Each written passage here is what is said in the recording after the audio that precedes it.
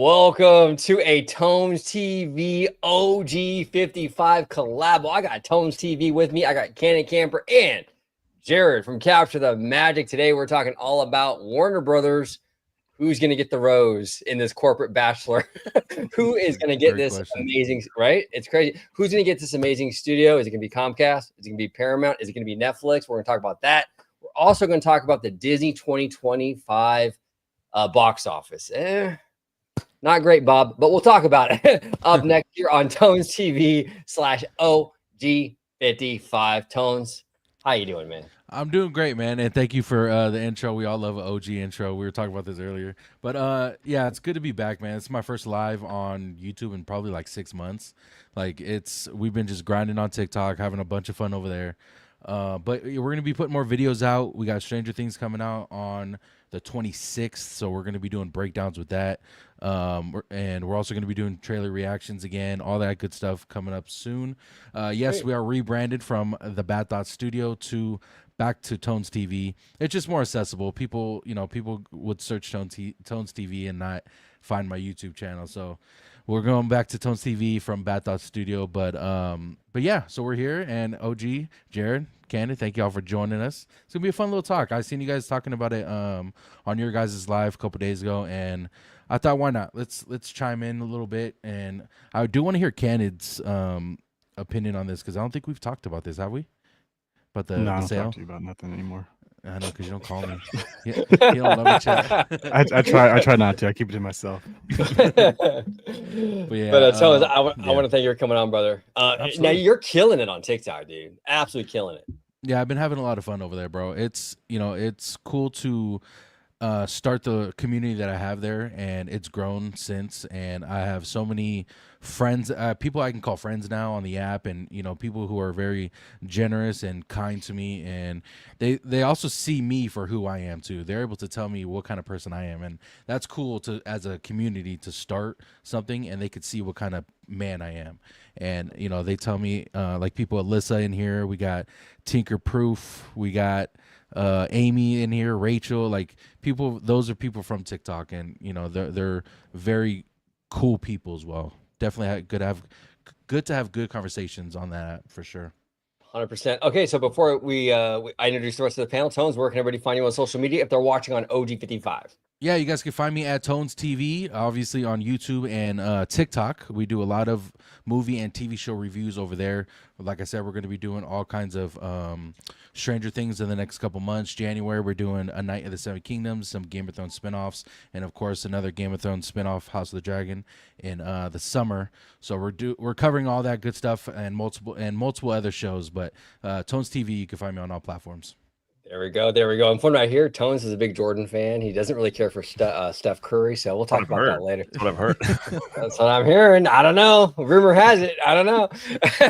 but I don't know anything about sports. I'm all here talking like I know what I'm talking about. I have no idea what any of this is. I don't know modern as much. I know up until 2017. And after that, I quit watching. So, like, I see names now, and I'm like, I don't know who that is. Like, all the guys that are old now, I'm like, aren't they still good? They're like, no. I'm like, oh, okay, never mind. Yeah, it's crazy how fast it just changed like that. Oh yeah, Crazy. It's wild. It's wild. But Jared, welcome back on OG55 and first time on Tones TV. Yes, sir. How you doing, man? I'm doing good. I'm glad to be here. I'm glad to finally meet Tones and Candid Camper and Tones. Listen, we're all entitled to our wrong opinions when it comes to all sorts of things. It's fine. I have them sometimes, but no, I'm just kidding. I'm glad to be here. You can find me at Cap the Magic here on YouTube and social media. And if you want actual theme park tips on the East Coast, go to CTM Podcast with my wife, and I have a podcast over there. And happy to be here. Happy to talk about these things. And I need to catch up on Stranger Things. So I actually watched season 1 when my daughter was born, all in one night, because I had to stay up with her one night. I haven't seen anything since then, but I loved season 1. So I do need to catch up to everything, because I do want to catch the final season.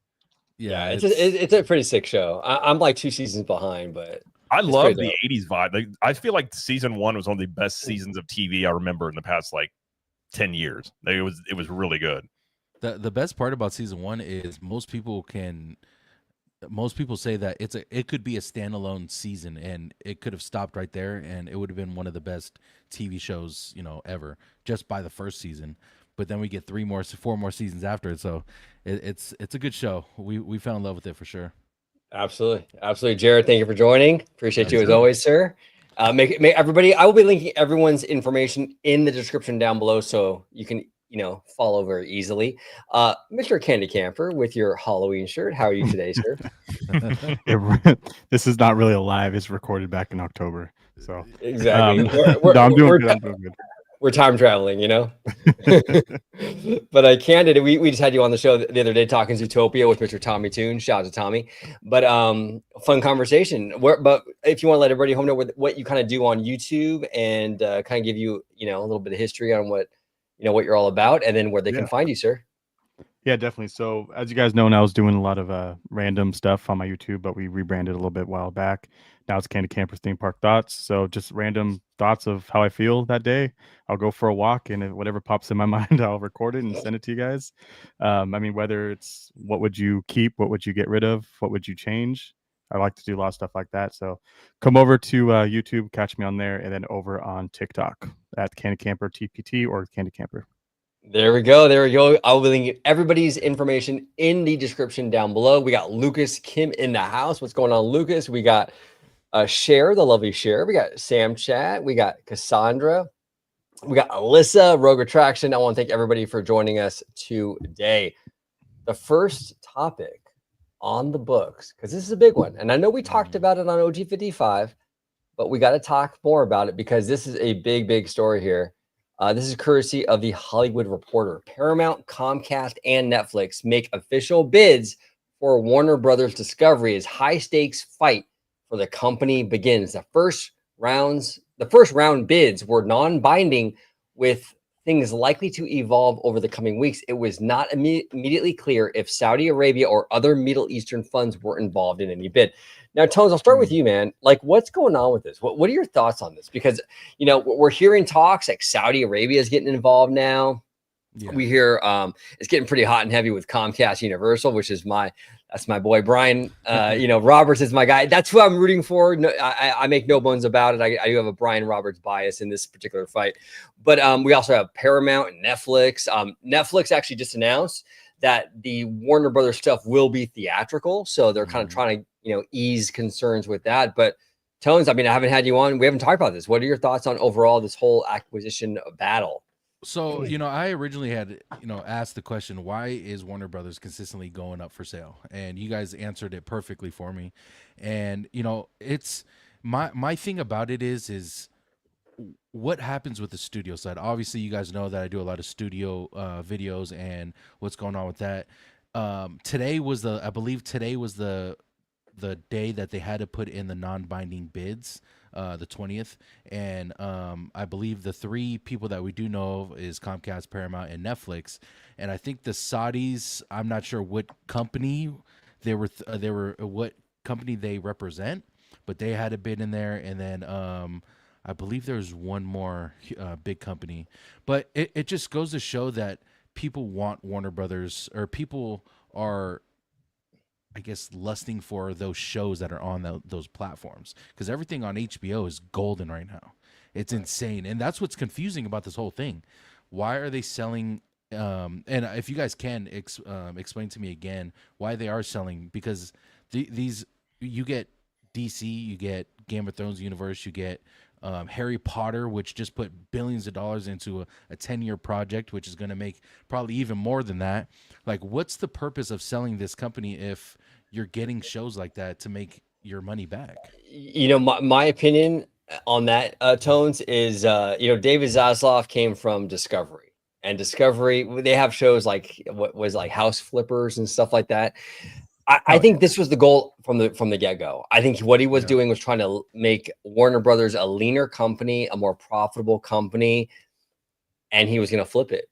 I think honestly that was the goal from the jump. I really do. I'm really getting that vibe that he wanted to do this from the beginning. And it's sad. Because Warner Brothers is such a great studio, and I hate to see it being used like that. That's just the vibe I'm getting. And I could be completely off base, but Jared, what are your thoughts on that? And then I'll go to Candid. I agree. I think Zaslav is your typical 80s hatchet man, which they used to do this in companies where they'd bring in somebody and they cut the fat off. They fire a bunch of people. They're the bad guy, and then they get rid of him, and they bring in the nice guy who comes in and runs it after the fact. I've always felt Zaslav is kind of that role where he's just trying to.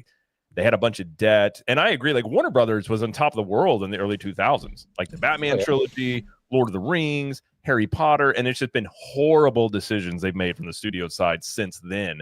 And I think it's just all the debt they have, and they've have this summer they did better at the box office, but they've been setting this up to sell for years. Ever since AOL bought them, they just basically have it's been just nothing but kind of not the best performance. So I think that's probably why Warner Brothers is up for sale, but they have great IPs. Like we've talked about many times. I'm on the same way with you, OG. I think Comcast makes the most sense to get it.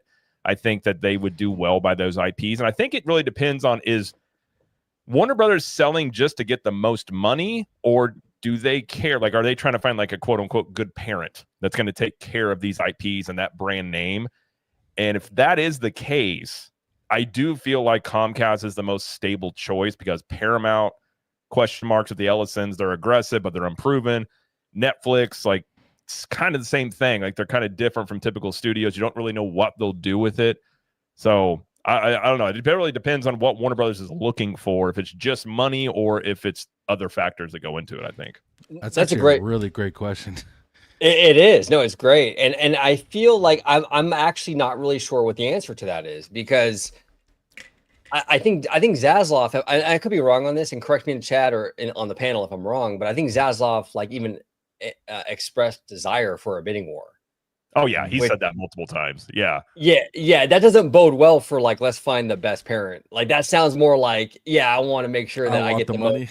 Yeah, like I don't really love that, right? Like that kind of worries me a little bit, but I don't know. But what are your thoughts, Candon? What are your I mean, I haven't talked about this either. I mean, are you concerned about this, or who are you rooting for? I want Comcast to get it, but the thing is, like, how much of the rights are we really gonna get? I mean, they could turn around to split things up, right, and move certain areas to certain places. My whole thing is, I don't care who gets it, as long as the back catalog gets to travel with it. If Comcast gets it, then I think that is a better fit, because if there's somehow any tie-ins to theme parks, that's what I want more of. I want Scooby-Doo to last forever. That's been my mission in life. So as long as we get Scooby-Doo somewhere, or more of Scooby-Doo, I don't care who has it. I just think Netflix is one of those people that kind of, they're the ones I see that ruin things in a sense. They try to throw too much money into one place, or they do the most minimal amount of work for something that's supposed to be way bigger. And I feel like they did that with the Avatar, the last Airbender. I feel like they did a decent job, but now it's going to take 4 years to get another one. They're just really slow in action. Same with One Piece. One Piece was amazing, but just so slow, and there's just a lot to it, where I feel like Comcast would do a better job with using some of those franchises. And I'm not sure, but do they own Lord of the Rings still, or was Lord of the Rings given out a while back, right? They still have Lord of the Rings. The Amazon deal was for the Silmarillion, I think that's how you say that, which is like the preamble essentially to those books, because they can't use like Gandalf and certain names in that series they have on Amazon, but they don't have the full rights. It's just for that kind of prequel type thing, I think. Gotcha. And that always brings up another thought in my mind. If you do get those rights and you do get to use them for parks, I mean, that's just a way bigger market share now for Comcast, especially if they want to make an extra gate somewhere if they needed to. Lord of the Rings, Hobbit, what else? Game of Thrones. Like, it can be massive. No, 100%, Marcus. And here's the thing. I mean, Paramount, they do have a theme park presence. We talked about it, Jared, I think in the group text, right? Mm-hmm. But it's not the same as a Universal, right? I mean, they have like, I think, a SpongeBob thing in the Mall of America, and they license out Middle East park, don't they? Or they were supposed to do one, I think, in the Middle East. Either they have one or they're going to do one in the Middle East, but it's not going to be like a Disney or Universal type park, though. No, kind of more probably like Six Flags-ish, I think. 100%. And what Universal could do with that DC IP, and we talk about it, but again, not everyone watches every video, and we have Tones TV, your audience here too. I mean, can you imagine, Tones? I mean, picture this, right? Universal, what they've done with Harry Potter and those lands, what they could do with the DC, what they could do with the Gotham City, bro. Just take my money now. Just take. Yeah. I mean, just, you know what I'm saying? I mean, it would be insane what they could do with it. And I would just love to see, because I think Comcast Universal has done a really good job at sort of fostering IPs that they've even acquired or that they're licensed out, right? So they've done right by Nintendo. They've done right by Harry Potter, which are licensed properties, but they've also done right by properties they've acquired, like DreamWorks. You know, that studio is doing very well under Comcast. So you're right, Jared. I feel very like, okay, like they're not going to mess this up too badly. Like it's going to be okay with Comcast. Paramount, I don't really know, because Paramount, yeah, they've had good stuff like Top Gun Maverick, but they've also had like, you know, kind of dog poop with like a lot of the Ninja Turtle stuff and like, oh, don't get me started. MTV. Oh, they ruined Ninja Turtles. And they just announced the cancellation of Ninja Turtles today. I don't know if you guys good, because the only Ninja Turtles that exist is the one from the 80s, in my opinion. No, well, and that's the thing. Like you talk about Netflix, the worry I think there is that a WB stuff just becomes more quote content. Like it's just going to be more stuff they would put out and not have the like dedicated heart and feel to it. Like, you know, I think somebody in the chat said it. They'll put out a season, and there's been a few Netflix shows that I'm like, that's a really good show, and then they cancel it because they have a very strict metrics they use. So it's like they could go to use this stuff, and then it doesn't do well, and they just kind of ditch it. Where Paramount, I almost look at Paramount like a new company because now the Ellisons are in charge, and so like all the stuff that Paramount has done, I don't really know how much that means now with this new ownership. But I will say Taylor Sheridan shows on Paramount Plus are bangers. Like it's a very underrated streamer for all those shows. Like Landman is really good. I think the second season just came out there. So, I mean, to me, I think Paramount and Comcast, if I was Warner Brothers, I mean, here I am trying to act like I'm a CEO of Warner Brothers, but I would be looking at those two, I think, more seriously than probably Netflix. But who knows? I mean, who knows where any of this is really at? So a question for you guys. So if Comcast buys WB, they would be able to do things more in the Universal parks. Is that what you guys are telling me? Yeah. Yes, to some degree. I mean, DC's a little more complicated because Six Flags has a deal with DC already. Yeah.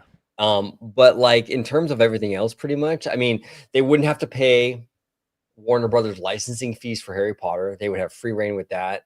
They would have all the Hanna-Barbera stuff, you know, like Scooby-Doo and all that stuff would be completely, you know, free to use.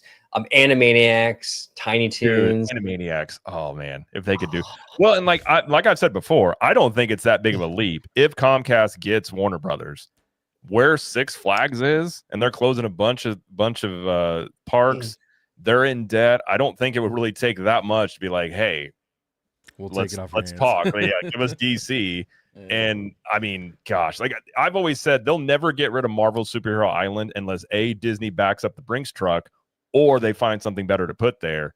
DC, and they would be in charge of the DC universe, so they would have control not only in the parks but the movie side. Plus, you throw in HBO Max and make them a bigger streamer. Like, that's one reason. I mean, a lot of the park stuff, I'm rooting for Comcast for that reason. But I think it would open up a ton of stuff they could do into the theme parks. I think 100%. There's still a problem. Sorry, go ahead, Ochi. Oh no, go ahead, Marcus. Go ahead. I was gonna say still think there's a problem with that, and like I said, it's gonna be the money. And I still feel like even with all the mergers and everything that happened over with Six Flags, they're still hurting. And I think if DC was to go away, that would be just the end of all of them. And then on top of that too, Magic Mountain has an actual DC like universe built in there, all through the whole backside of that theme park. So they would have to do a lot of retheming and removal. I just don't think they would do it. Although I would say, if Comcast has Saudi money, I mean, those dudes have more money than. I mean, yeah. We were talking about the other night. They don't even know how much money the Saudis have. It's in the trillions. They don't even count it when they talk about the world's richest man or whatever. They don't count the Saudis because they would be number one. Dude, so who knows how much money they actually have? So I mean, if the Saudis are backing Comcast, which I mean, Brian Roberts went over there and talked to him, and Paramount was rumored to, but Ellison shot that down and said that they didn't have any deal going with the Saudis. I'm not saying that it would be easier. Maybe Six Flags would resist it, but at some point, I would assume a dollar amount would be like, okay, that works for us. But who knows? I mean, what I want to say. Can you go back to Alyssa's Game of Thrones thing? I know. I got you here, but OG and Candid, what how long ago did I ask for this? Oh, dude. Anything Game of Thrones in a theme park, and how beneficial it would be for them to do it, especially with all the announcements. There's been so many announcements for different spin-offs and shows coming out, plus the amount of success that Game of Thrones had in the first place, other than the last season, but it was still a success nonetheless. Imagine fucking Game of Thrones in a theme park. Just What if they did it though and gave you just season 8? I wouldn't, honestly wouldn't give a shit. Wouldn't give a shit, bro. Fuck it. They're like, "It's for you, Tones." Season That's how 8. much I would love Game of Thrones in a theme park. And you guys know that I don't attend theme parks as much as a lot of people, but when I go, I have a lot of fun. And if I were to go to a game of, like, it's just it's amazing to just think about. But not just that, like what Universal could do with all the IPs they'll get with Warner Brothers, like they can add on so much more too. It'd be fucking amazing. Yeah, no, I would agree. Game of Thrones in theme park space would be absolutely insane. With the aesthetics, the castles, all that stuff, with the dragons. I mean, that would be insane. And honestly, yeah, it is more of an adult franchise, but I feel like Universal could kind of get away with that. Like, you're not putting this in Magic 100%. Kingdom or something. You could do know? it. Think about walking around that land with like the Game of Thrones music playing the whole time too. Absolutely. The bars you can put in there as well from the show. Yeah. And also, like, I mean, I know How to Train a Dragon is more of a TV or more of a I guess a younger audience, but it's still a great fucking TV show or a great movie rather. They can kind of do something similar to what they did with the How to Train a Dragon stuff at, where is it at? Epic? That's at Epic, yeah. Epic. That's amazing to look at too. So I mean, that land is awesome. There's so much shit they could do with Game of Thrones, and I honestly believe they're missing out on people going to the park specifically to see that if they were to put like a land or something there. That's what they did in Harry Potter. Yeah. Harry Potter, people specifically go there just for Harry Potter. I mean, there's nothing else for me. It'd just be Harry Potter. Especially in the Universal here, like I feel like it's so small that you're kind of going either for that or what, Mario.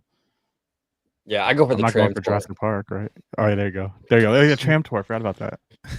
That's pretty sick. I like the tram tour, but no, I understand what you're saying. Now, Candid, are you a big Potter fan though with the movies, or are you just a theme park Potter? Yes.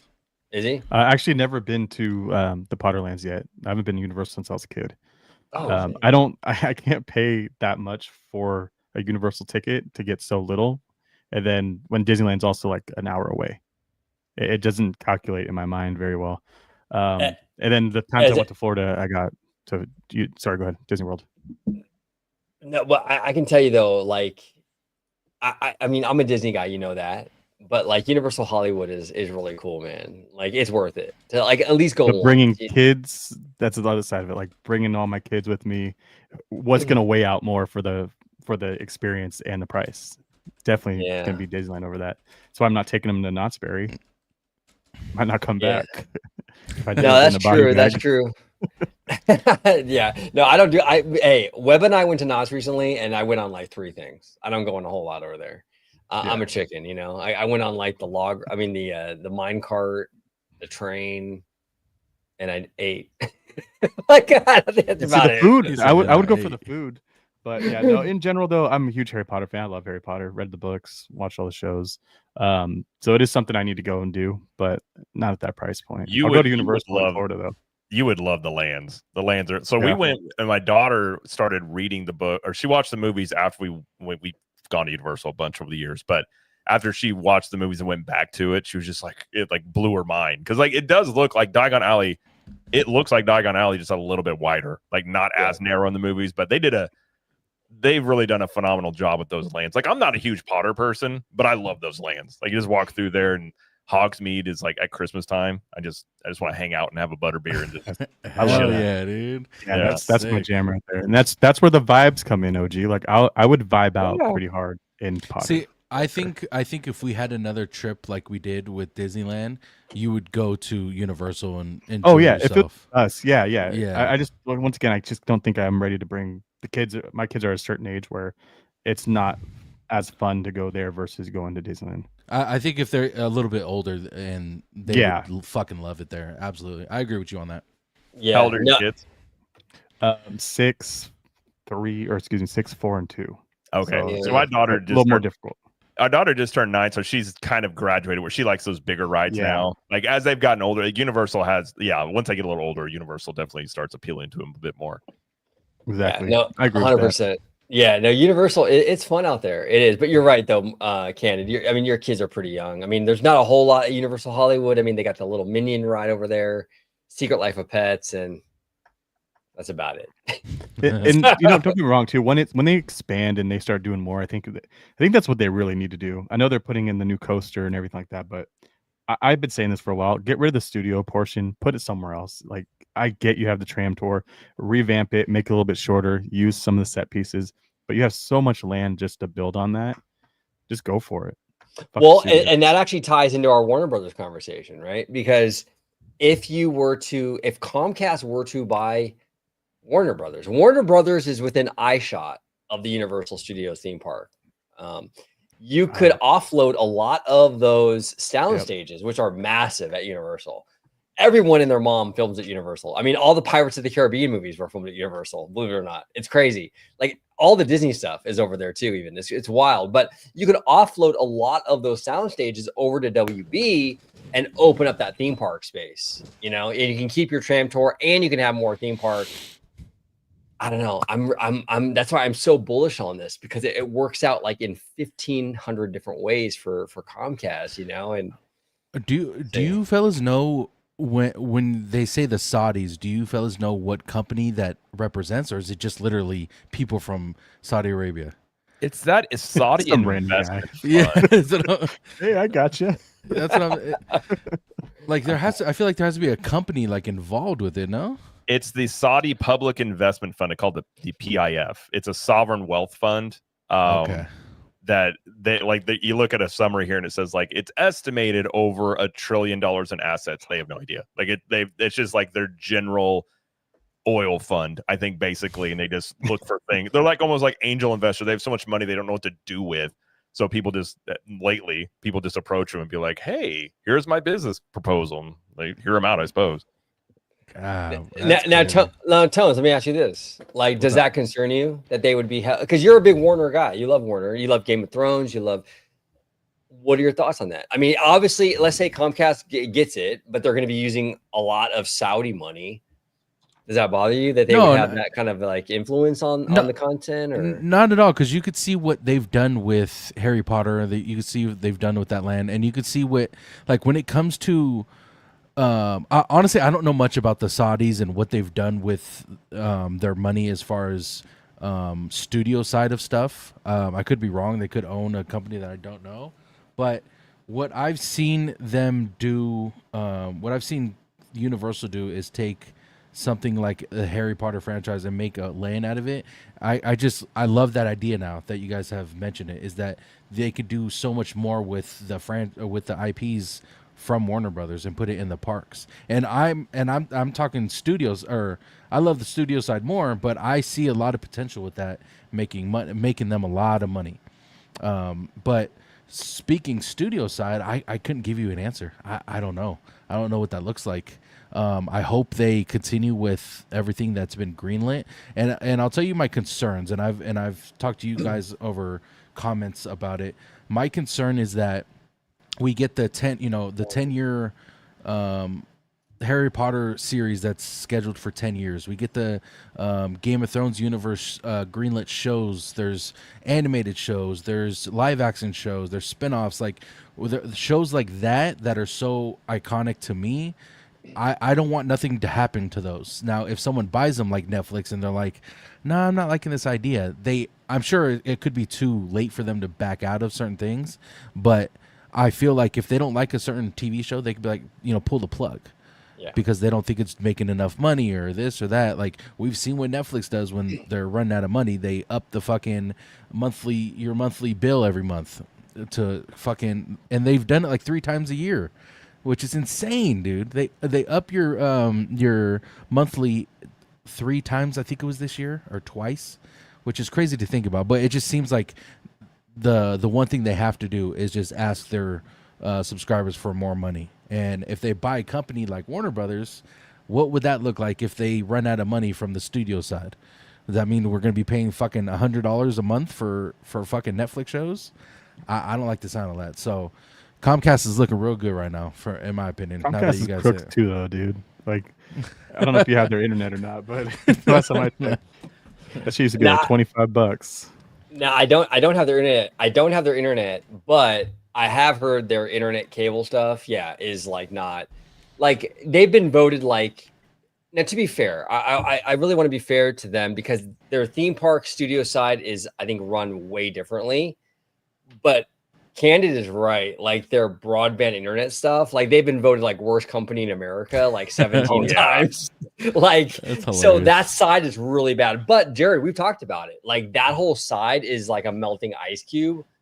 And like they're kind of like low key kind of getting out of that thing. They're in, like, they're in a transition mode. They're trying to become a theme park company for the most part. And I think that's their little race they have because the linear assets are just, I mean, same issue with Disney with those linear assets. They're just depreciating like crazy. And the quicker they can start getting more profits from the theme parks, which is like, you look at Comcast when they first popped up. I think I was on like OG, and I was like, it doesn't make any sense for Comcast. They got $90 billion in debt. They're too big. It would never get approved. But now they're doing that spinoff, getting the debt over there, making them look smaller. Kavanaugh even said he doesn't think any of those issues would be a limiting factor. And the other thing you have to think about with the Saudi involvement, if they are with Comcast, Brian Roberts has kind of been cozying up a bit because we talked about that too, about like, is Warner Brothers and Comcast kind of doing these things in, you know, kind of like a little bit of a dance together because Roberts donated to like Trump's ballroom fund. And then the Saudis are very friendly with the administration. So if you're trying to find a good way to like get money and also butter up for approval, it's not a bad way to go about it to tap into the Saudi end of things, especially with their debt load and just being able to handle that. So I think that's where it gets kind of interesting if it's, if it's like 4 or 5 layers deep, or if it's just simply they're just trying to get money and that's the easiest way to do it. Yeah, I mean, Brian Roberts is a really savvy executive. I mean, he played Disney really good with that. Fox he's not on Bob Iger's Christmas card list, that's for sure. Definitely not. Definitely not. So he knows how to work the room, corporate. I mean, and you're right. I mean, Trump loved the Saudi guy. I don't know his name, but the Saudi prince guy. He was recently at the White House, and Trump was giving like just gassing that guy up, like, oh man, this guy's the greatest, like he really, I mean, so Brian, I mean, and Kavanaugh, yeah, you're right, Jared. It's like, okay, we'll get the Saudi money, that'll get Trump on board, the administration on board, plus it's an influx of money, so I can kind of see the appeal. Go ahead, Tones. I'm sorry for cutting you off, brother. No, I was going to change the subject, so keep going. I just, something popped in my head and I was going to blurt it out, but go ahead. No, go ahead. I finished my point, so I'm all good. No, all I wanted to know from you gentlemen is there's been no talk of Disney buying Warner Brothers, and I don't know if that's like a monopoly thing or what the fuck it could be that there's been no talks of Disney, but I'm in shock that Disney's not in the fucking running for this Warner Brothers company, and you guys got to tell me why because I'm very interested. I think it's 3 reasons. New CEO coming in. And there's no way they're going to throw in this in the middle of all that turmoil. Monopoly, they'd be too big.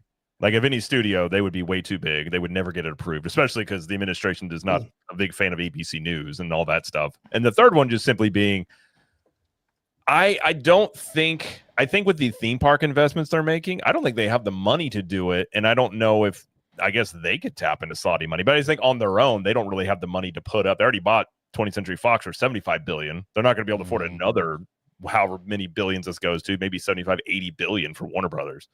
So I think it'd be kind of a mess if you threw in a acquisition on top of whoever's coming in as CEO. I think that would just be kind of a weird situation to be a part of.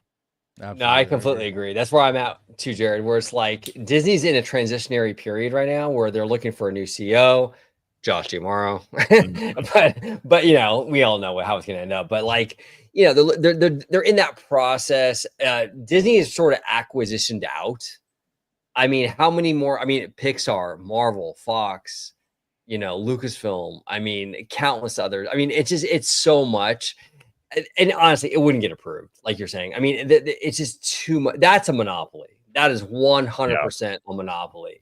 And they would turn know? Game of Thrones into a girl brand, and Yeah. And they would. They absolutely would. Yeah, go Comcast. Ray shows up over there. You're like, what the hell are you doing here? I'm all the Jedi. Like, no. No, they absolutely would. So yeah, That's and funny. plus I heard Steph Curry is going to buy Warner Brothers. So I don't know. Hey, Are that'd you be cool with fire. that, Tones? He can't even keep the shoe Absolutely. deal. Did he What was lose the that? shoe deal? No, he didn't lose the shoe deal. He left them. Oh, did he really? Yeah, they Curry brand is his brand, and they wanted to make it, part of Under Armour, and they wouldn't put up the money for it. So he was like, all right, well, I'm gonna go do my own thing. So he's a free agent, if you will. Oh, Nike There he will call him is. up quick. Yeah, Go with what a big baller Team brand Nike. with LaMelo and all those guys. big baller brand. Oh shit, that was a good one. I love it. I love it. Yeah, no, Disney's not going to get in on this. It's not the move for them. Doesn't make I think sense. Disney, if anything, Disney needs to get more lean and maybe sell some shit. Yeah, Yeah. I would agree there.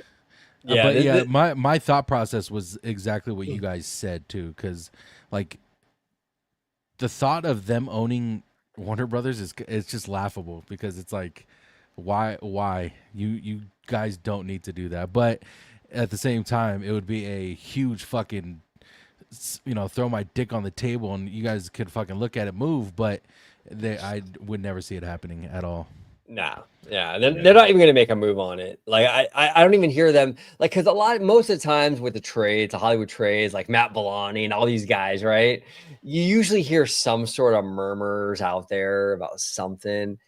There's been nothing about Disney. Like it's all been Comcast, Netflix, and Paramount, right? Yeah, I haven't heard a peep. But even on you can always tell because Netflix and Comcast had JP Morgan and Charles Schwab bankers looking at stuff, and like that's what you do when you're just kind of taking a peek at it, like you're test driving a car. They didn't even do that, so like they weren't even contacting bankers to even look at it. So I just think from the get go they were just like they would never get it approved. It's not going to work, so we're not going to mess with it. Yeah, it's wild. Yeah, we'll go ahead, Tones. No, I was gonna say real quick. Good night, Alyssa. Hope you have a great night. Thank you so much for stopping by. She's real amazing. She comes on to the TikTok lives, and she's in New York, so she's East Coast, but she always comes in and shows love. So I appreciate you, Alyssa. Thank you. Yeah, absolutely. And honestly, everybody at home watching, make sure you follow Tones on TikTok. He's crushing it over there. And Candy Camper too. You have a pretty big presence on TikTok as well, right, Candy? Sure, yeah, the hugest presence on TikTok. Of course. Yeah, go check it out. If you haven't followed, go hit that button. Hey, bro, I'm trying to help you out. Underselling himself, bro. I He's always underselling himself. I don't want people to go there like, what the fuck is this? Gaslight.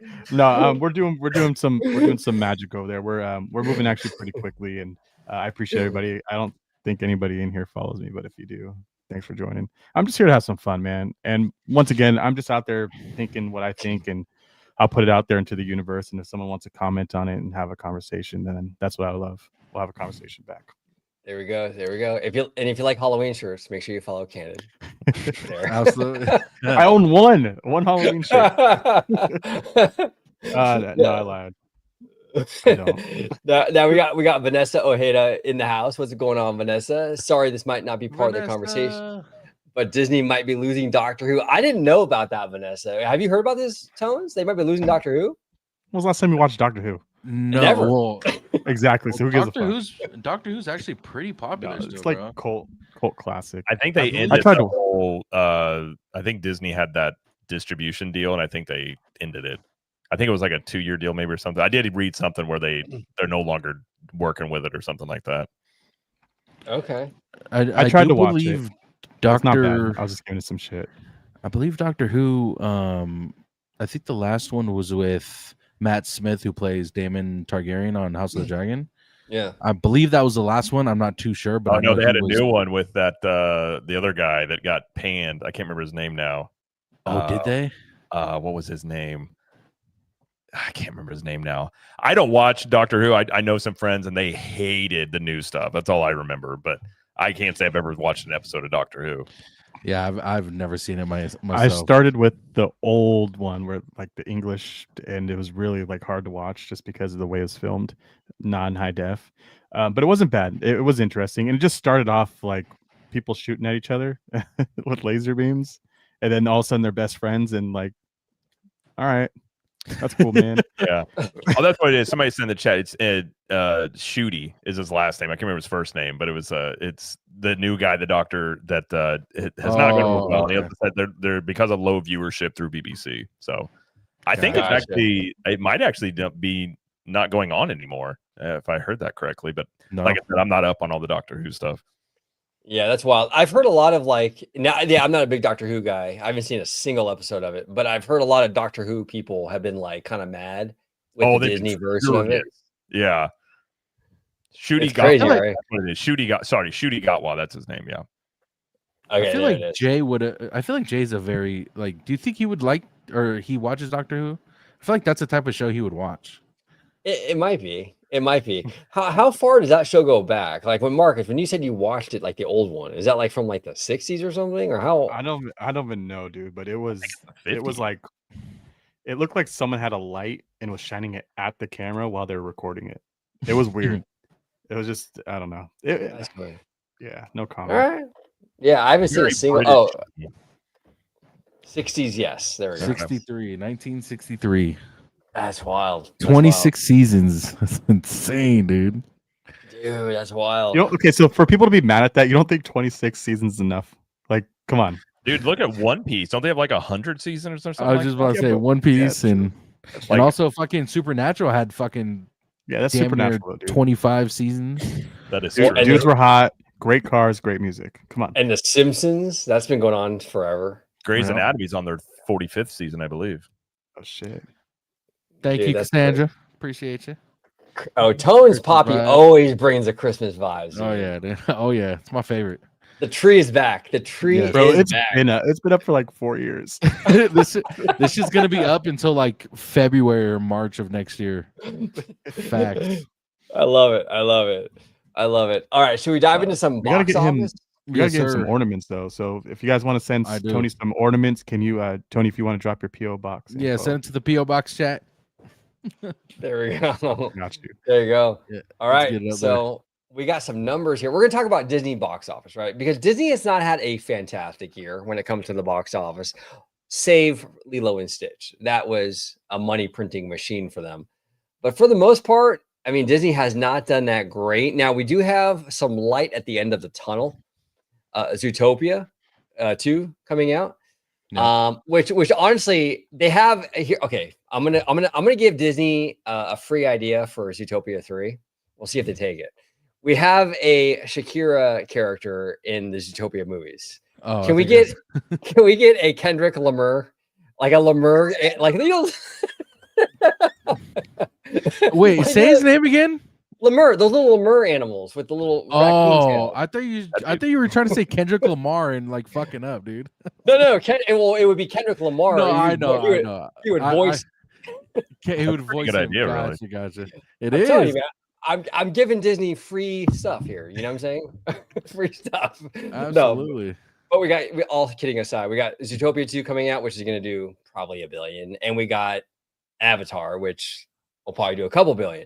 So they're going to close out on a pretty good, I'm assuming, pretty good note. But like, I'll start with you, Tones. I mean, what do you think so far? I mean, in terms of the Disney box office for 2025, it's been pretty weak, dude. I mean, even Fantastic Four, which I really thought was going to do a lot better than it did. Mhm. I mean, it was kind of mid, man. Yeah, it was. So, I'm not sure if this is how much money they've made. Like, gross is when this is 2025 gross. That's how much they made for the movie, right? Domestic, yeah, domestic. Domestic. Okay, so I was expecting Moana a 2. way bigger number than fucking 274 for Fantastic Four. Way bigger number than that. That's insane that it's that low, in my opinion, especially for a Marvel movie, and a Marvel movie that was not. That was supposed to be, I guess, in a way, it's savior, or in a way of like leaning up to Doctor Doom. I was expecting a lot more than $274 million. But Lilo and Stitch absolutely killed it. I mean, damn near doubled what Fantastic Four did. But some of these it's kind of concerning. Like these Marvel movies that are up here are not good. Like they're supposed to be in the high 6s, high 7s, and they're barely hitting 2. That's insane to me. Moana, I thought was going to do a little bit better too. Moana 2. I thought it was going to do a little bit better, even though 56 million is fucking. I mean, it's a lot of money. But when it comes to that movie, I was expecting it to do a lot more than that. But what do you guys say? No, I think they've had a very disappointing box office. I mean, it's for this year, I think Warner Brothers has done actually ironically a lot better this year, but no, they haven't done great. They haven't done great, and they're lucky that they have Avatar at the end of the year to kind of bolster those numbers, because I'm almost certain that will do good. I mean, very good probably. But what are your thoughts, Jared, on this? I mean, box office wise, I mean, Lilo and Stitch obviously is like the standout, but Yeah. everything else, I mean, Snow White and all this other stuff, it just has been kind of falling flat, right? Well, you've got a few problems. So movie industry as a whole is just collapsing. And a lot of it is people watching stuff at home. So it's hard to get people to go to theaters. I think we're at the tail end of the superhero. Not that there won't be superhero movies, but the MCU has extended itself so far. And back when this happened, right after Endgame, I remember saying, because I'm a huge comic book fan, and I was like, they need to just stop and reset because they keep going. It gets too complicated. And I think that's where a lot of people are now, because you're just like, where the hell is this? And you're like, oh, if you got to catch up, you got to watch like 35 movies. You're like, I don't want homework. And so I saw Fantastic Four. I thought it was actually one of the better recent Marvel offerings. Absolutely. But I think when you're talking about the audiences, and you'll see this. I mean, Westerns faded out. It's not that there's never going to be Westerns, but it's like genres kind of all have an endpoint or just kind of fall off. And I think you're at that. I think the live action remakes, way too many. I've never been a fan of those. And so I think when it comes to Disney, it's like they need to get the animation up because that's what they were based on for the most part. But like, I've been on this bandwagon for years of like, I love National Treasure. Just give me a bunch of these simple feel-good movies that cost $90 million to make. They make $400 million at the box office and they're profitable. Like, not everything has to cost you $250 to make. And just make more of these simple movies. But it's like with streaming there, I think they all feel like that has to go on the streaming service. And they're kind of in this weird flux where it's like they want to grow their streamers, but they also want more ticket sales. And not to mention the price to go. So it's like everyone's caught in this kind of weird loop. And I always throw John Wick as a good example. Those movies cost $90 million to make. They'll make $400 or $500 million, and they're profitable. They're simple to make, but I think they just need to get back to what they used to do, because I think they just got so used to that MCU. Like, here's that gold mine, and once that kind of ran out, they didn't really have much left. And Disney ruined. I'll say Disney ruined National Treasure. And Yeah. also ruined Night at the Museum by putting him in a cartoon form and then a random no-name actor, and it killed the franchise. So hopefully they'll reboot. I think there is a reboot, right, coming? That has been rumored so many times. I will believe it when Nicolas Cage comes out and his crazy self and says it's happening. The rumor was it was going to be Keanu as the bad guy and Nicolas Cage back, which I would be down. That would be great. Well, they had that Disney Plus show with the girl. I watched 4 minutes of that, and I had to turn it off for my sanity. I was like, I can't do this. Like, this is terrible. Like, I was just so angry, and I was like, I called Nicolas Cage. He didn't answer his phone, but I was like, why would you let this happen? But it's stuff like that, like simple, like remember the Titans, stuff like that, The Rookie, like those types of movies were so good to have. And I think it's good for the culture to have like feel good movies that you walk away being like, I feel good. I want to go have a night, like I want to enjoy time with my family, not like deconstructing villains the whole time and things like that. Exactly. A giant spectacular. Like, it's almost too much for my brain. That's why, honestly, I haven't watched any Marvel movies probably since Endgame. And also, what's that last? Oh my God, what's the show with the Loki? chick? Oh, well, I tried watching Loki. It was just so boring, dude. I'm sorry, that show was boring to me. It was so slow in the beginning. I need something that I can just turn on and watch. I don't have a lot of time in my life. Are you talking about WandaVision? Work. No, I didn't watch that crap. Oh, okay. Think about the other one with this guy? with Daredevil. Oh, Echo. think it was Echo. Oh, Echo. Yeah, that's the last one I watched. So my thing is like, I don't have time to do all that. I want to watch something like a feel good movie. And guess what? I just put the same shit on repeat. I watch Psych, 50 times a year. Yeah. Just easy to put on, something to watch, gives me a laugh, and it's nice. So Yeah. two things real quick, OG. Sorry to interrupt you. No, go ahead. Fuck you, Two Tony. things. Can we kick this guy? So three things. Can we kick this guy? Second thing is, I think when it comes to movies, and I love having, or I hate having this conversation because it's pretty obvious why movies don't do well, is because you throw the movie in the movie theater for a month, maybe a little bit longer, and then the next week later, or no, not even, you can buy the movie for $30 on Amazon Prime or on Prime Video. If you pay the $30, you could see it an in theater experience. It's like, what the fuck are we doing? Why? You give these people the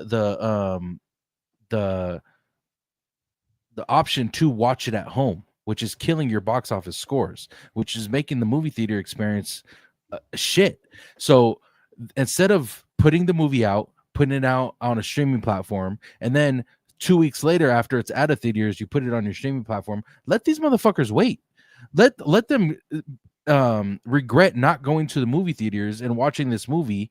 But I know you have to put it out a month later because it's good for streaming numbers. I get that, but at the same time, if you make them wait and make them know that they missed out on a great movie experience, they're going to want to go to the next one, possibly a sequel or whatever the case may be. And I think that's where they've gone wrong. And to Jared's point, I think what's happening is people are doing too much for a story. Like, we don't need this groundbreaking fucking movie to come out. We just want something that is a good storyline we can relate to, or we can follow along to, and have a cool ending at the end, or maybe, a slight spin of things at the end where we weren't expecting that. It doesn't need to be this groundbreaking fucking movie that we need to see. It's sad to say, but some people don't have the mind capacity to deal with movies like that because it is too hard for them to understand what was going on. So I think that's where a lot of these movies are missing, is be simple. It's cool to be simple once in a while. You don't need these groundbreaking fucking movies to come out, especially these animated movies. Like, we don't need an animated movie and it to be crazy to think of, an ending. Like, no, just give us something cool like we can fucking smile to at the end. And it will do fucking numbers. Well said. Well said. Now, Lucas brought this to our attention, and I think it's a fair point, and he's actually right. That particular website is, I think, opening weekend domestic, because it says here that Moana 2 had a final domestic of 460 million. Well, when did Moana 2 open? 2024, though? Yes. Because I think that was just showing Moana 2's 2025 run. I think that may have what that was showing, because I was going to ask that at the time. I think Moana 2 came out before 2025. That was probably like its tail end box office run is what that site was showing. Gotcha. Okay. Yeah, so that makes sense. Moana 2 made $1 billion, so it did pretty well. Like, at least. Yeah, Moana 2 and Lilo and Stitch were like the success stories, basically. Actually, well, yeah, for DC, yeah, but a Minecraft movie fucking killed it in the box office. Yep.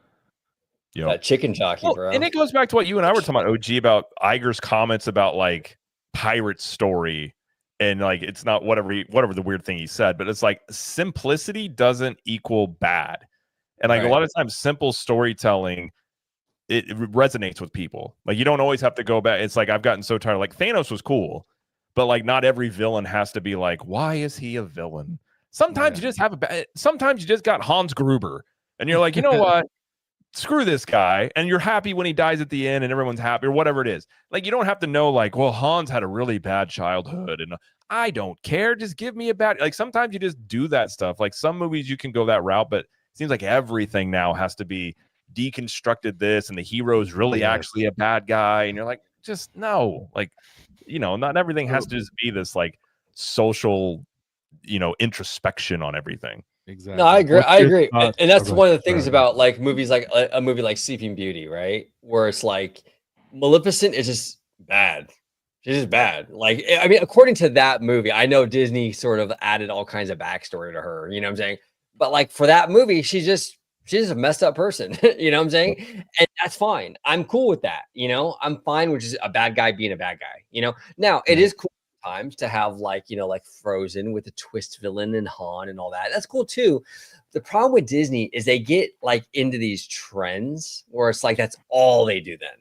It's like they'll do like the Disney princess love at first sight thing for like forever, and they overdo that and it becomes a trope.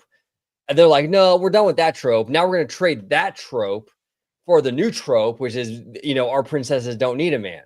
It's like, well, both are kind of cool, but like if you go overboard with either one of them, it's kind of annoying. You know what I'm saying? Yeah.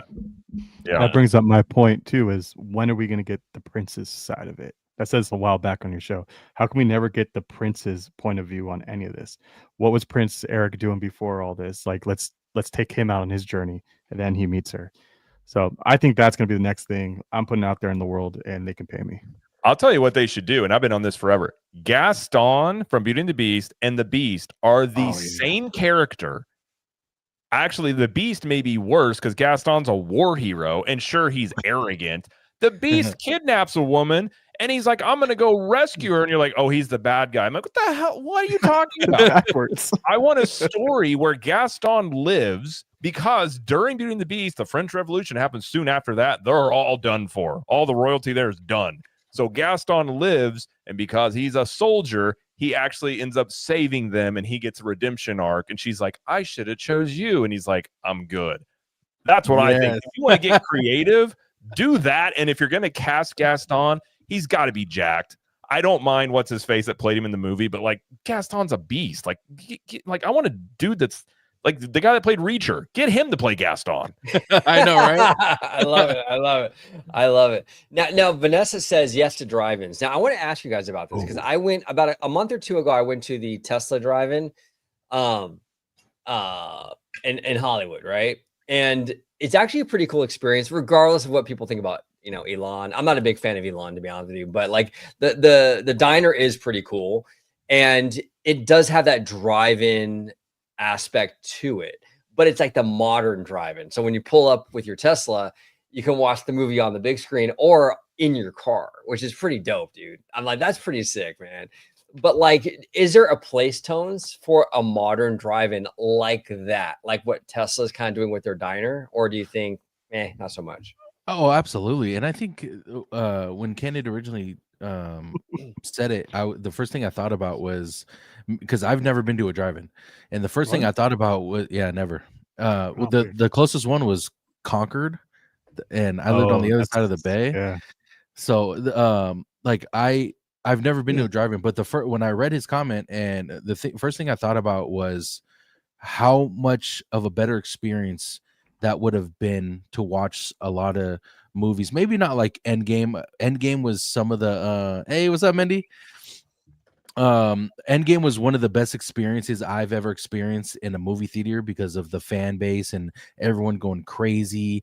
And like it gives me chills just thinking about it. You know what I'm saying? So when those kind of experiences are fun, when you have the whole fan base watching a movie like that, but when you're going to watch fucking a movie that come out for the first time and no one knows anything about it, like I would love to go see it with people in my car and go to a drive-in, eat whatever the fuck I wanted, whatever I brought to the drive-in. Like I feel like that would be a better experience. So you get that was two my movies first out of it too. You get two movies for the price. Yeah, really, I didn't know that. Yep.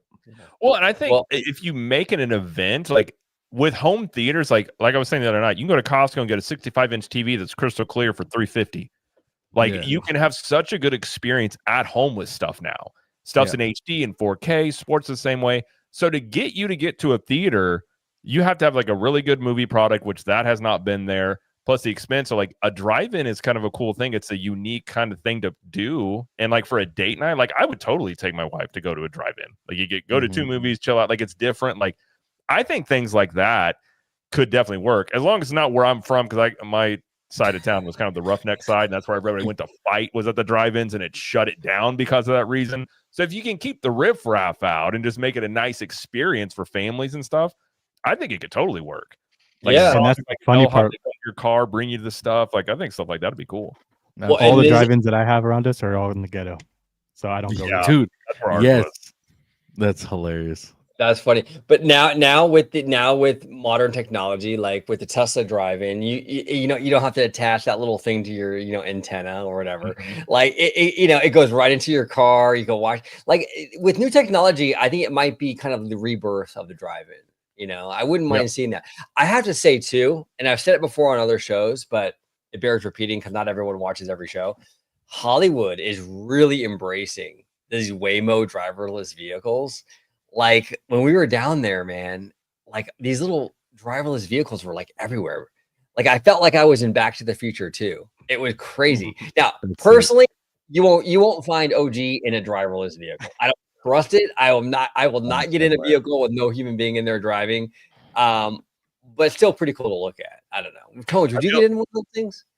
I would, just because I'm curious because I've never been in one, but I've been in the car with Marcus, so I think I'll be safe in that for sure. What about you, Jared? And then we'll go to Marcus. I have trust issues already, so I don't trust anything, let alone a randomized car drive me around. I don't know. I feel like I'm living iRobot, and I'm like Will Smith in that movie where I'm just like, this is all going down a really bad path, guys. Like I see the one robot winking at me. I've seen it. I know what they're gonna do, and no one will listen to you until it happens. So it's like, well. Hey, Jared, we've talked about it on the channel. We talked about it with Conductor. We might have to all work out. Well, you already worked out. You're already ripped. But like, I'm ready. I'm ready for the robots. Dude, we might have to. Is that man. I'm ready for the robots. I love it. I used to train for sports, and I saw iRobot, and I'm like, I know where this is going. I got to get ready because the problem is as they get better and more advanced, then you got to really. I mean, then you just got to get bionic legs and arms, and But yeah, you got to. Speaking of iRobot, they're making a sequel to it. Are they really? Yeah, Michael B. Jordan is going to be the lead, and for those who haven't seen the alternate ending, that's going to be the ending they're going off for the sequel. So there was an alternate. It's been a while since I've seen that. The alternate ending was, I believe it was him living, and he was able to give the what is it called, the serum to the what the hell's their name? What the hell are they called? Oh, I can't. I can't remember what they're called either. But you know, just the robots. Yeah. Wait, what the fuck am I talking? Shut me up. I'm thinking about the wrong fucking movie. I'm thinking of I Am Legend. I'm thinking of I Am Legend, bro. Shut me up. Oh, okay. Shut me the fuck up. You said serum. I was like, is there a serum in that movie? Like, I was. Oh my god. Anyway, just tell me to shut up, please. No, we love you, Tones. We would never get fucking I Am Legend. Yeah, but Lucas and Disney here says Hideo Kojima officially announced that his production team will be partnering up with Disney Plus and Disney for future animation and movie related productions. That's pretty cool. I've talked about it a lot here on the channel. And Lucas, you're right. I don't know who that is, but I do. Solid. Oh, okay. Okay, cool. Yeah, I mean, look, Asia right now is crushing it, whether it be like with entertainment, like in South Korea with K-pop and even like K-pop Demon Hunters, all that stuff. K-dramas too are massively popular. I don't watch them, but they're massively popular. Japan, anime, all that's crushing it. So I've been saying for a long time, a lot of these big American entertainment companies like Disney, Universal, WB should embrace this stuff. I'm glad to see Disney is, but Tones, are you familiar with this gentleman? Kojima? I have no idea. I actually was trying to look him up. He's the creator. I believe it's the same guy. He's the guy that created Metal Gear Solid, which is an awesome game franchise. That's one game franchise I'm actually pretty surprised that has not turned into a show yet, because that would make a awesome show if you did it right. With John Cena as the lead? Come on. Or The Rock? You can't see me. Yeah, Metal Gear franchise. I mean, the Metal Gear franchise is huge for those who've never played Metal Gear. And now that you fucking say it, why has there been a movie of Assassin's Creed but not Metal Gear Solid? I know, dude. It would be a little, if you stick to those games. Some of those games get really out there and some of the twists in them. But it could be a really cool, like if you did. I mean, you could do it live action, but you could definitely do like an anime style of it. But it would be so cool. And those games you could make multiple movies out of those. Multiple. I still remember the multiple one. It games. was like the one about the American government, and while you're playing it, the game was acting like it was like glitching out, and it was being like, "What are you doing up so late playing the game?" And I was like, "What the hell?" I remember being like 10 years old. I was like, "What the?" And it was like talking to you. They're like, "You should definitely push pause right now." I'm like, "What the?" And it was like 1 in the morning, and I was like, "I'm going to bed." Like, it freaked me out, and then I realized it like read your memory card, and it would like tell you stuff from your saved games or something like that. But that's fucking wild. Yeah, when you're 10 years old and that happens at 1 in the morning, you're just like, I'm getting under the covers real quick, going to bed. I don't know what's going on. Oh, yeah. That is crazy. That is wild, dude. Ahead of its time, though, you know? Oh, yeah. Those games are, yeah. I think they're actually making a new Metal Gear game, I think. But yeah, if anyone, those would be, if you did those right, though, that's $1 billion movies every time they come out. Oh, for sure. And dude, I'm surprised they did the, okay, I don't know if you guys have seen the Last of Us TV show, but they've been, it's on my list. It's on my list. They've almost done that video game franchise a disservice. Like it's bad, and I don't want certain games you could do that to. I don't think Metal Gear Solid would ever have a problem with giving us a good storyline for a movie or a TV show. But there are some companies or some games that you don't want to make a movie for. But Metal Gear Solid's not one of those. But yeah, I would love to see a fucking Metal Gear Solid movie or show for that matter. Did you guys play PT when it was out on, I think, on PS3? You remember that? PT. Yes. Yeah, you like go through like the halls at the light, and then shit would pop out of nowhere. Oh yeah, and they I lost recall like, the that. rights to it or something weird. They're selling the PlayStation for hella money. What happened was, if I'm thinking of the right game, they had to take the game off for sale because it was pretty much too scary. Like the thing was too. If that's the game I'm thinking about, they had to take that game off, like the PlayStation Network or whatever it is. It was brutal, dude. Yeah, it was crazy. It was pretty scary because the jump scares were nuts, dude. Nuts. Death Stranding's the other one. That's good. Now, Lucas, thank you so much. We got a $5 super chat from Lucas and Disney. Thank you so much, Lucas. Appreciate you. Metal Gear Solid Death Stranding with Guillermo del Toro and Norman Reedus and Léa Seydoux. Project PT and upcoming OD with Jordan Peele. Okay, there it is. Toro. Interesting, dude. Can we talk about that real quick? Can we talk about? I know OG hasn't, but Jared, have you seen Frankenstein? It's on my list. I have not watched it yet. Yes, move it to the top. Move it. To the top. Well, we're planning on watching it. We're going to Missouri to see my brother for Thanksgiving, but I think we're going to see it like tomorrow night because I told her we need to watch it because I've heard nothing but awesome stuff about it. Dude, it was beautiful. To me, probably my favorite movie of the year. I want to rewatch it as well, and I believe I'm going to love it even more once I rewatch it. I was talking to Candid about this movie and the way he directed Guillermo del Toro directed this movie was just a pure fucking masterpiece.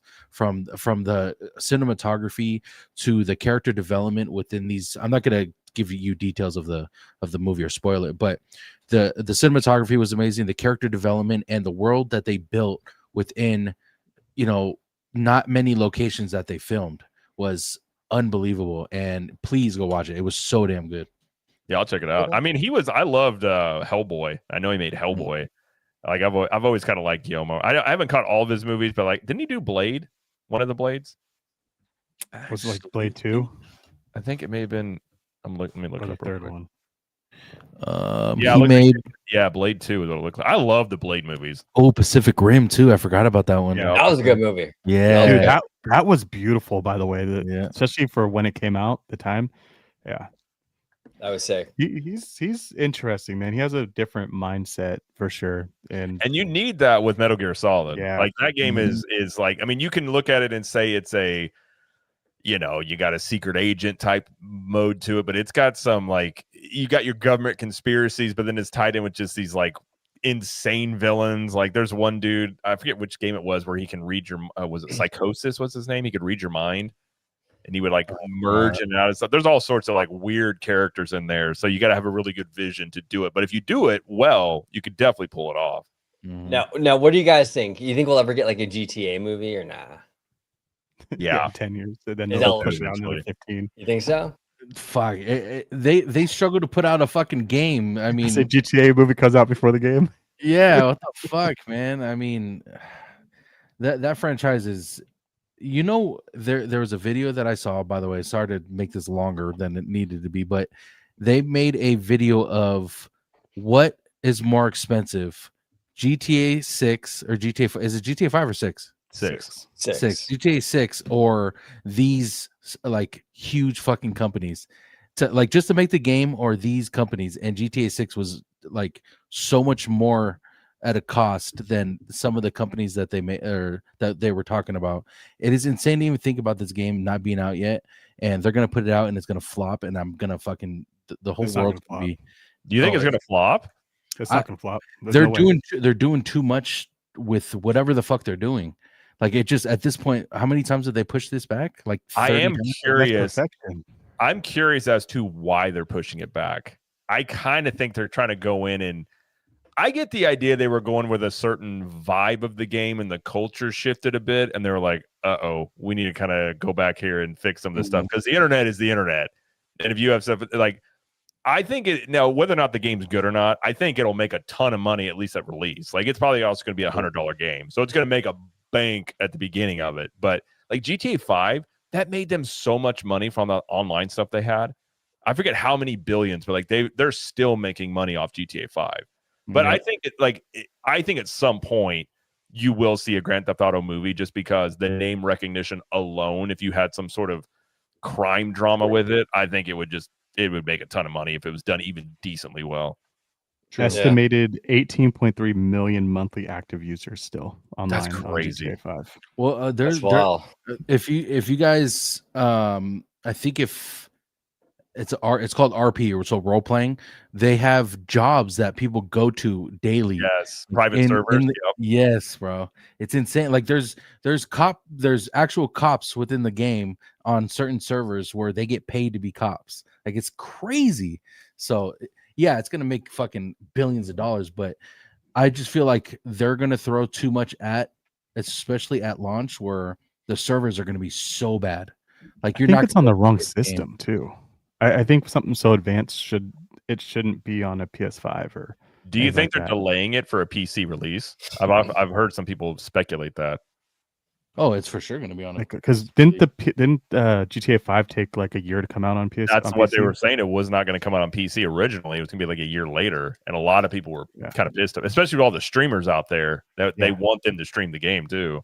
And times have changed, like you're talking about. Like, there's more people building PCs and going that route than there has been in years. So I think you're onto something. I like that. That's why Lucas here, member for 16 months. Thank you so much, Lucas. Appreciate you, brother. Which one of you are excited for return to Silent Hill? Fuck. Anybody? I've never played a Silent Hill. I've only watched my brother play Silent Hill. Like, that was the only time I ever watched anything Silent Hill. It's Silent Hill Uncle Mike's house on like his PS2. Dude, yeah. That's it. Uncle Mike. Shit. Yeah, shout out to Uncle Mike. Oh, man. And then Lucas continues with GTA movie would be cool, but I think Stephen Ogue said he never wants to be in any GTA projects again. LOL. I'm telling you, man, this delay is probably like hurting them, like mentally. You know what I'm saying? Yeah. Nothing will touch Red Dead 2. That I think might be one of the, if not the best game ever made. Like, the details in that game are absolutely insane. I tried so many times to get into it, and I just couldn't do it. Oh, it's I don't know why. Really? Yeah, I've tried to, because I'm like, dude, this is right up my alley, and I don't know what it is. I'm actually really surprised you're saying this right now. Yeah, I'm surprised. The game is legitimately like emotional. Like, it legitimately, you're just like, oh man, like, okay, like I wasn't expecting this out of a video game, but yeah, it's if you can get in, like, if you can get past the first part, it kind of like puts you on rails in the beginning. You get to the free roam area, there's like, even if you didn't want to play the missions, you can just go on all these side quests, and you can spend like the rest of your life doing those if you wanted to. Yeah, and see, that's what I gotta do. I think I just gotta kind of like just do it. And what happens with me is I like jump to 2 different games or 3 different games, and then I forget where I'm at. That's why I never beat The Witcher. I go back to The Witcher. I'm like, oh, what the fuck am I supposed to be doing? I'll just go play Gwent for 5 hours now. Call it a day. By the That's way, fantastic. Witcher, terrible show. Oh, Yeah, I never I seen didn't finish it They either. did Henry dirty. Henry Dude. Cavill was he was such good casting for The Witcher too. Gosh. Looked and just sounded like him too. Yep. Yeah. Hey, Tones. Should I take that one off my list? Yes, but I mean, honestly, I watched maybe the first 5 episodes and I got lost every time, and I It's rewatched the first slow. 5 slow. episodes probably about 10 times, and I still couldn't figure out where the fuck this was going. Like I was so confused. Well, the good thing is they don't know either. Yeah, I guess not. Shit. Oh my God. John here says House of the Dead was another good one too, I think. What do you guys think about it? No? I don't watch or play. I do never not like the horror genre in general, so I don't play Me the too. jump games either. So I don't play many of those. Yeah. Now Hudson Thomas here says every time you have Camper on, I'm expecting him to bust out into San Francisco Giants talk. Is that you? Is that you, Marcus? Would you do that? No, dude. I would never. That is, I know my realm, and I've seen pretty much every single Giants game this whole season, but I could not name a face to the name. Dude, I watched, dude, I was telling Tony this last time. I watched all of Game of Thrones and I could probably name like 2 people. I can never remember a fucking name. It's wild. Well, that's Never. more realistic though. Like remembering names like fucking Khaleesi, like you're not gonna remember that name if you hear it like fucking 5 times. Like you're not gonna remember some of these people. So now our buddy Kiki and Luca. It's always good to see Kiki and Luca in the chat. Thank you so much, Kiki, for joining us. But he says, did you guys see the Disneyland After Dark events announcements? We have less Star Wars, more Sweetheart Night, and the 70-year of favorites is intriguing to me. Yeah, 70-year of favorites was the most intriguing to me. Not surprising that they've cut back on Star Wars Night, because I think they had issues even selling that one the last time. I'm surprised it even came back at all, to be honest with you. More Sweetheart Night. Yeah, it doesn't surprise me. I mean, that's kind of like a couples thing. That's evergreen. That's going to do well, you know? But I don't know. I mean, yeah, it was okay. I'm not really big Kiki and Luca in the after hours events. I mean, I like Oogie Boogie. That's pretty cool. But I don't know. I mean, honestly, when it comes to after hours events, I'm kind of more of a Universal guy. I'm all in on the HHN and the Fan Fest. But go ahead, Jared. Dude, can you even imagine? I know you haven't been to the park yet. When they do after hour events at Epic, because I think that park would be awesome if you're there till like 1 in the morning, from like 11 o'clock to 1 in the morning or something, like, or 10 o'clock to 1 in the morning. Oh, dude. They would sell out of those like crazy too. Oh, hell yeah. Absolutely. And then Brian here says Disney Channel Night is coming back. Yeah, Disney Channel Night was actually a pretty big hit last year. Like, people really love that. Disney Channel. Didn't you go to it last year, if I'm not mistaken? No, I went to 90s Night. Oh, that's what it was. Okay. Yeah, I went to 90s Night. And that was kind of, man, that was kind of mid though. That was 6, 7. Yeah. No, it was no. All right, guys, we're gonna wrap it up there. Just all exit off the screen real quick. You were the chosen one, OG. What did I do? No, in all seriousness, yeah, 90s Night was okay. It was kind of mediocre at best, but I don't know. Disney needs to get hungry with these after hours events, man. Like, they're getting kind of lazy. Universal is just running in circles around them. I mean, yeah, you know, it's kind of nuts. Can you? I'm not too familiar with their nights, Universal's. After what did you guys call it? After. Okay, so we have after hours events. So Universal has HHN, and we also out here had the first ever Fan Fest. Now, Fan Fest was sick, bro, because they took you down to the lower lot at Universal, the original set piece for Hill Valley for Back to the Future. And they projected like the clock tower scene on the clock tower that they used in the movie. And they dressed up the whole area like 1950s Hill Valley. It was really, really cool. I mean, it was a really, really fun experience. Then they had a lot of anime stuff like One Piece. They had One Piece there. So yeah, Universal's crushing it with that stuff. HHN is crazy. I mean, that's always crazy. Game of Thrones for a Fan Fest and what you could do with that. Bro. You're speaking my language, Jared. Speaking my language. You could, and like that, the stuff that you guys were, I saw the footage of it was like very well done too. Like, dude, you could do like that, and like Looney. There's so many things that you could do if they were happening to get Warner Brothers. But yeah, Game of Thrones would be awesome to see that. Yeah. Have No, you watched Game of Thrones and like House of the Dragon or any of those shows? Here's the thing. I tried. So when my wife was pregnant, she loves dogs, and her sister was really into Game of Thrones. And I had a couple of business partners like, you got to watch. I'm like, hey, let's watch this show. So we've watched the first one, and one of the dire wolves gets killed. Yeah. And my wife is 8 months pregnant, bawling because I was like, and I saw it texting her sister. I'm like, what the hell? You know how? She's like, oh, I forgot about that. Okay, just watch the next one. It's fine. The next episode, the mountain just kills a horse in the middle of a thing, and she's like, I'm done. I'm not doing this. So like I've seen some stuff, and like I enjoy it, but it's probably hard to watch a show that's like that in depth, that long. Like if we want to watch something, she wants to watch something else. So I haven't really watched it yet. I'm aware of like a lot of stuff that happens, but we tried. But my wife, in her love of animals, was like, I can't do this. And I was like, okay, that's fair. Very understandable, for sure. Yeah, absolutely.